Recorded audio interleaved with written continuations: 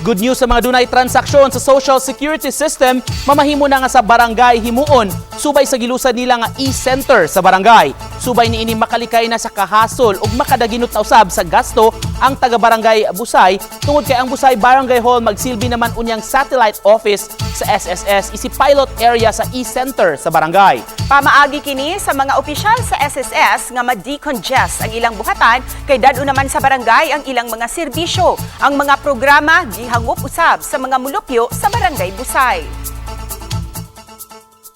Ang gibuhat karon sa SSS ni reach out sa mga barangays, makig-partner sa mga barangays, labi na to mga lagyo nga barangays para lang makig-alayon mi sa ila. Hangop dayon mi sa ilang programa kay kanang daghan man sa dinhi sa atong barangay mga staff nga member sa SS. Ang thrust sa atong gobyerno karon is digital transformation. We should do more sa atong online transactions.